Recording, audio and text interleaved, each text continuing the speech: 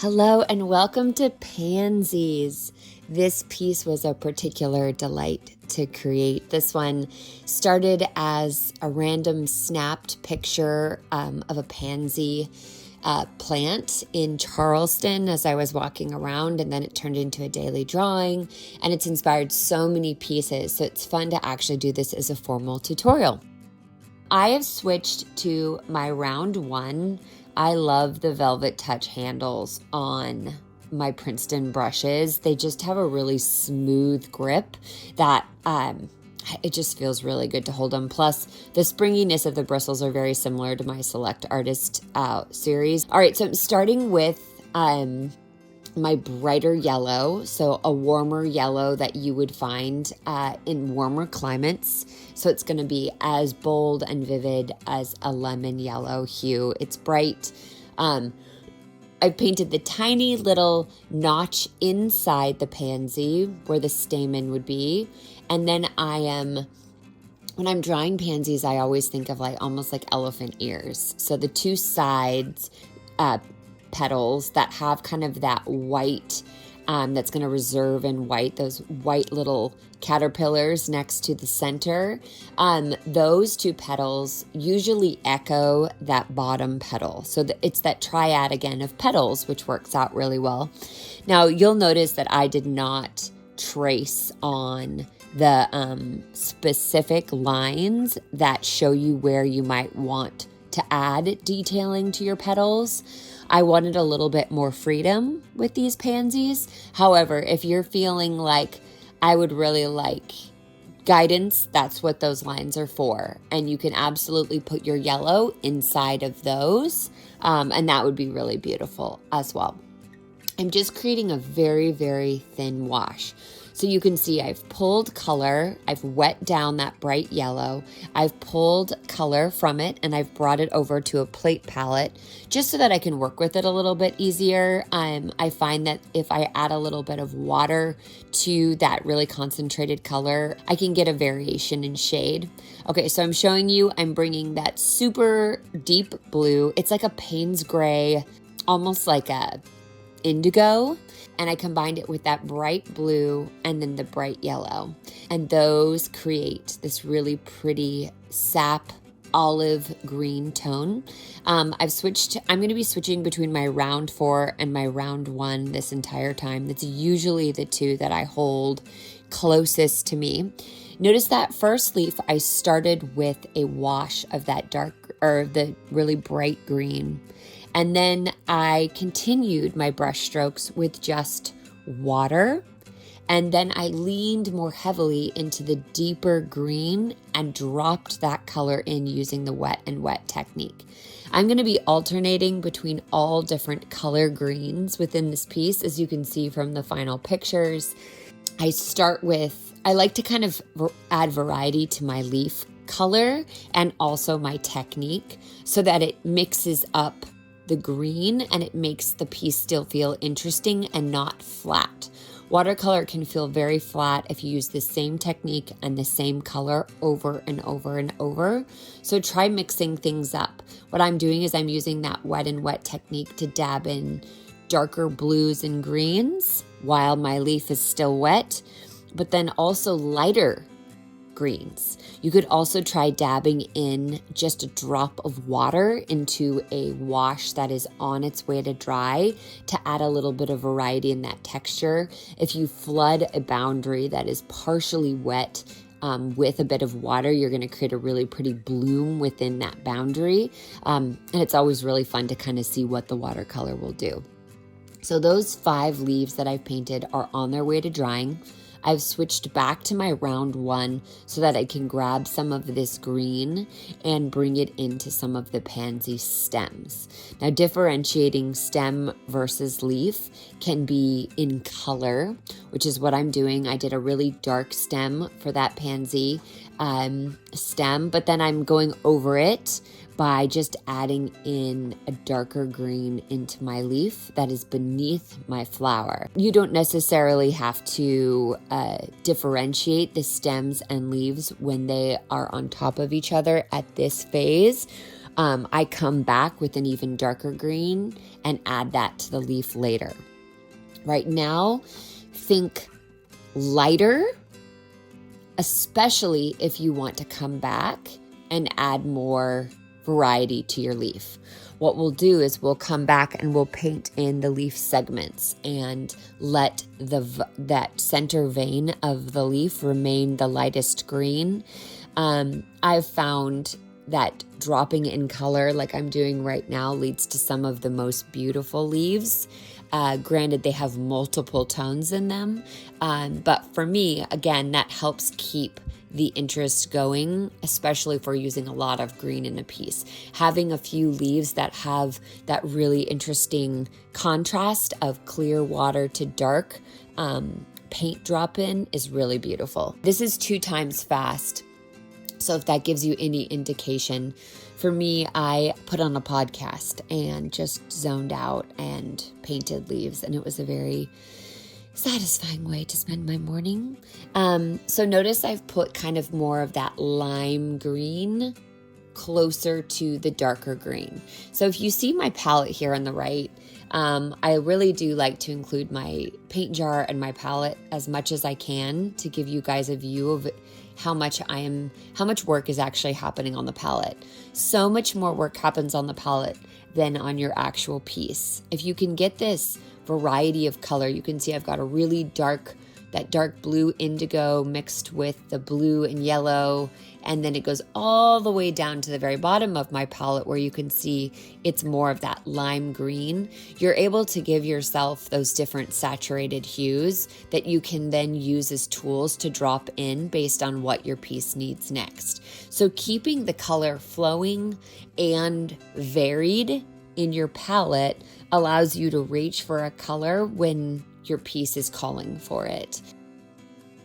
You can see if you squint at my piece how there's a variety of color of the greens as well as tonal change. Some of the greens are darker, more saturated, where I've left kind of bright spots in some of the leaves.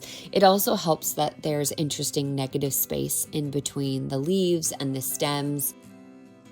If I start with a clear wash, I drop in color. If I start with a wash of color, I try to go a little bit lighter.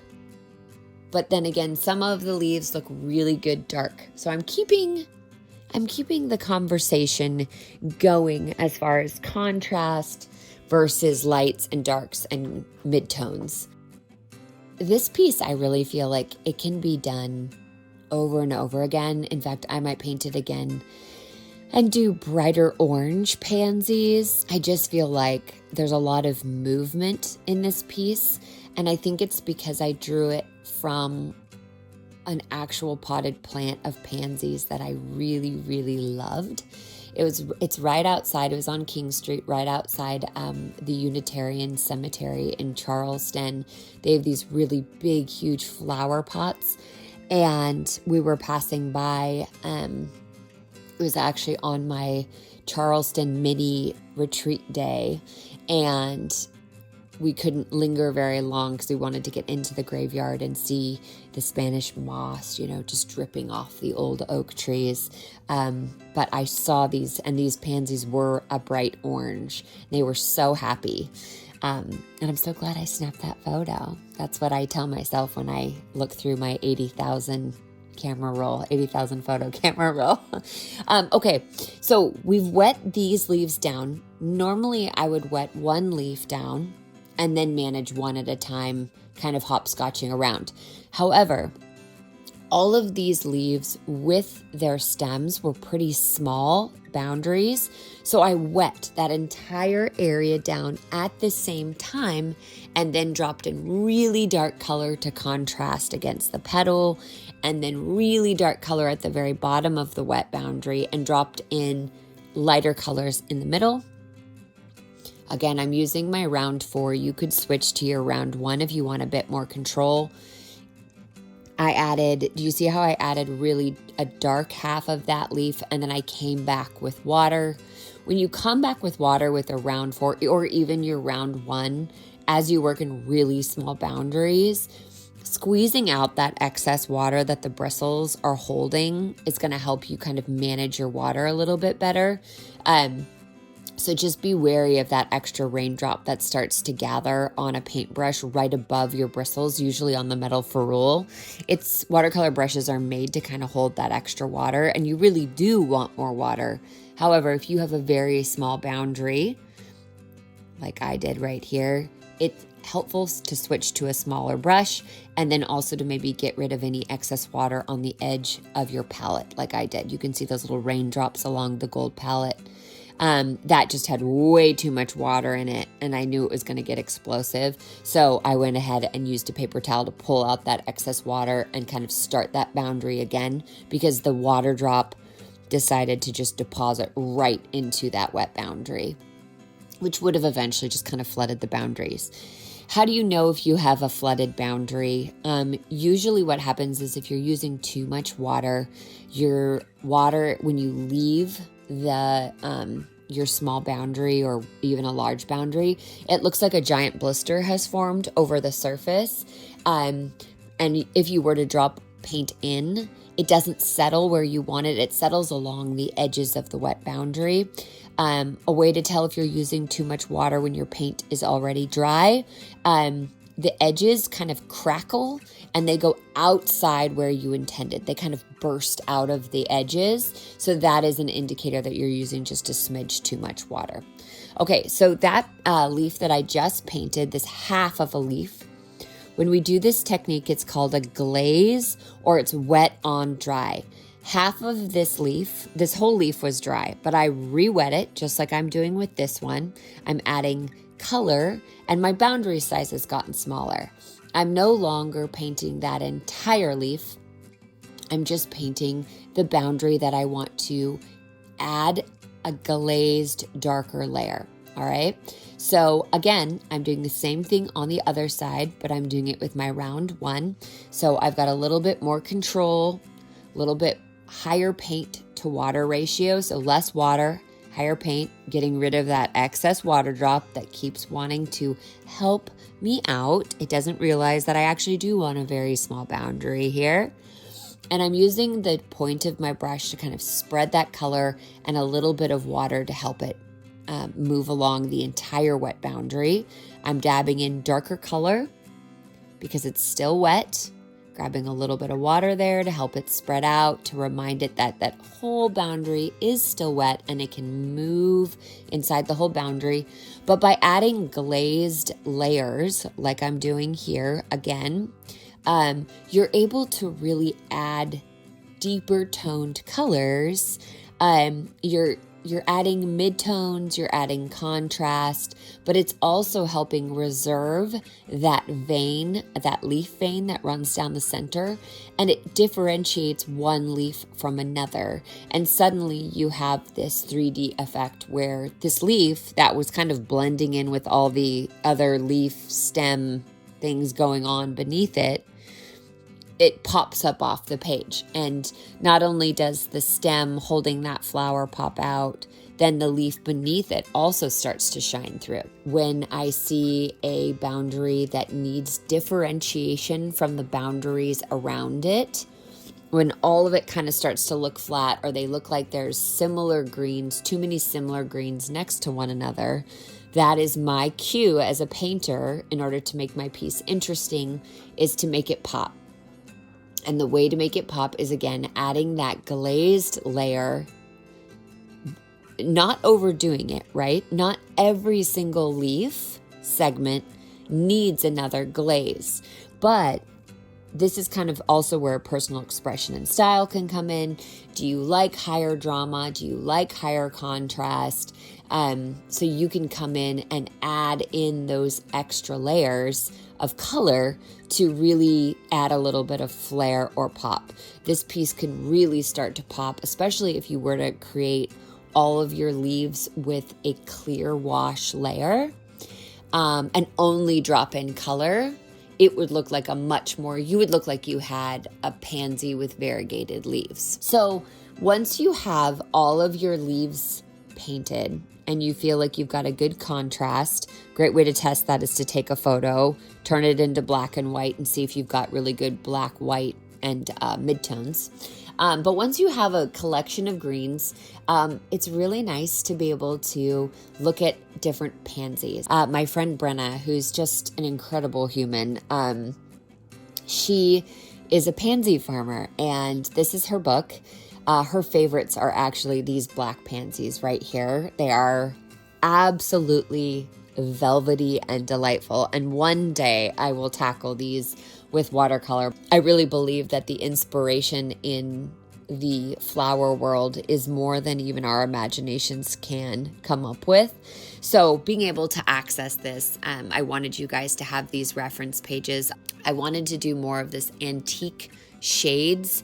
I love the variegation that you get, the variety. Some are more yellow, some end up more purple, and some kind of almost have like this burnt red purple, which we can absolutely create with these 6 colors. So I wanted to make sure that you saw, so combining that red and blue gives you that dusky shade of purple, and combining the cool red and blue gives you that deeper kind of more fruit punch. It looks purple, but then that's that other combination of purple, and you can kind of get this, it's a little muddy, which is exactly what you want to have this faded watercolor shade. So anyways, use those photos as reference to actually paint these different pansy petals. All right, so I have my round 1. I've got my colors mixed on my palette. I am slowly but surely filling in solid petals to get an idea of what this purple looks like with the yellow. Also, I like to start my pieces on a non-focal flower. Of course, I want to paint those beautiful little elephant ears right off the bat, especially once I find that perfect color. But I want to give my hand just a chance to warm up and try a few petals before I jump in. My best tip with pansies is start with less. You can always add more, which lends itself really well to watercolor. So here I am with my round 1. I'm holding it pretty tight. You can see I've zoomed in. My hand is gripping the paintbrush pretty low. I'm right on the metal ferrule, maybe right above that metal ferrule, just so that I can have the most amount of control. Some of the movements or the marks that I'm making are very intentional. Others are more just when I'm flicking my wrist like that to see if I can get some really natural looking veining. Other times there, I'm drawing very, very clear lines from the center out to the edge of the petal. All right, I'm remixing that color, but I've also added a little bit more red in. And I've got kind of just like this shady purple. But I wanted a little bit of that kind of burnt red color, as well as accessing this berry purple. And the berry purple, remember, is a mixture of the cooler shade of red and blue. So it's that it's that indigo blue plus like an alizarin red gives you that more like fruit punchy red purple. And I've combined that with the kind of more shady blue red mixture to create a tone right in between. So just like my greens, I am also including this interesting mixture of brighter purple to more shady musky purple. It's like a dusky musky purple that we're able to create, and it matches the antique petals beautifully. If I have a chance to give a petal contrast, I will. And because this pansy, she's kind of faded into the background, she's tucked, right? I went a little darker on her petals, which allows the petals in front of her to really pop, okay? So notice as I'm painting in these markings, I have an origin point, almost like if these pansies were the sun setting on a horizon, that center little nub in the middle would be the sunshine slowly setting. And all of the colors are radiating from that central point. So this bottom petal that I'm painting, see how I'm angling the markings? They are angled towards that setting sun. So this would be the ocean, right? The sun is setting over the ocean, and these are the refracted colors of the sunset, but it centers from my marks, and the way my leading lines are centering from where that sunset is setting. So these would be the cloud marks, the sun streaks through the clouds. Our horizon line would be where that setting sun is in the very direct center of the pansy. It helps as you paint in these lines to not just sporadically have these dots and lines just strewn about a petal. What I've noticed from observing these pansies is they all kind of radiate out from that center. So as you're making those marks, keep that in mind. So what I did is that left back pansy petal, I gave it a variegated look, and then the right one I gave a more solid. It was still wet, so I dropped in a deeper color. Again, these variegated markings are going to be radiating out of the sun center of the pansy. I think all of this also lends itself well to why we think pansies look like faces, and why that the Disney Alice in Wonderland, the little pansies were so obviously where their faces were. We have kind of just this idea that the very center of the face, this would be the nose of the pansy, right? She's right in the center, and everything kind of radiates out from that. If you were to take a ruler, right, and draw around, that centerpiece would definitely be the center of the flower. And if you make your marks radiating from that center, you're going to be all set. Now, 2 of the pansies, 3 are actually in bud form. You've got one tiny, tiny little one up near the clusters of where more pansies are. You've got one that I'm painting now, and you've got one that's just starting. Pansies are amazing. They unfurl as very, very, very tiny, small flowers. You almost think that they're broken, or maybe they're not going to come out as a full, and then they just, all of a sudden, they unfurl like butterfly wings. So that's what that center kind of unfurling one is, and I want to hint at the fact that there's color coming from it. Now I am mixing this deeper purple. It's that indigo blue plus the alizarin gives you that really bright fruit punch. So as you paint, you notice you're starting with bigger, bolder color, or bigger, bolder shapes. You're looking at larger boundaries and lighter colors. And as you move towards completion of a piece, you're moving towards smaller boundaries, but more brighter colors. We're saturating our deeper colors in, but the boundaries are smaller. All right, this is where we get to add detail. My hand is very scrunched down. I am being very selective of where I add this darker fruit punch color. Sometimes I'm choosing to highlight a petal that doesn't have anything, which is a bold choice.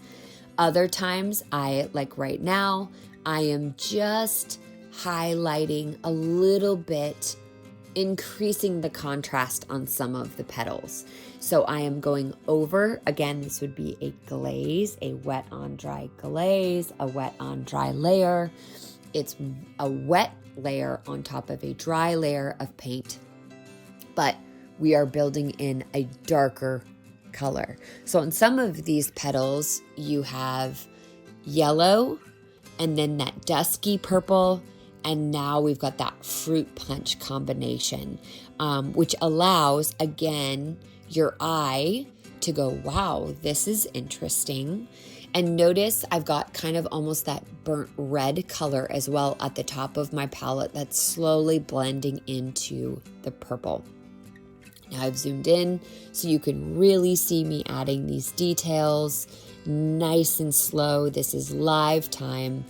I'm painting in lines. Notice even these leading lines that I'm adding in right at the end are pointing towards the center of the pansy. I guess there's 4 buds. This is a bud as well. I'm adding in those details. And then we have two of the pansies that are kind of facing away. That's something that I love drawing from real life too. It reminds you that not all flowers are facing straight on, which this drawing enabled me to draw pansies at every single angle. And every kind of stage, right? Which I just loved. So again, move slow, be intentional.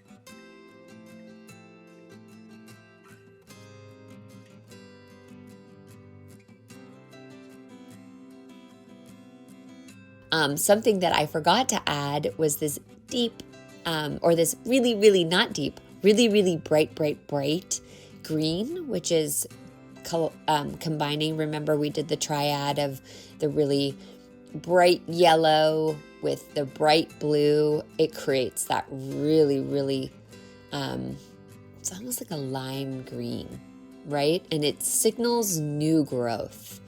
Pansies are such a wonderful, like, it is spring feeling. They're past crocuses and daffodils. They are fully settled into this is spring.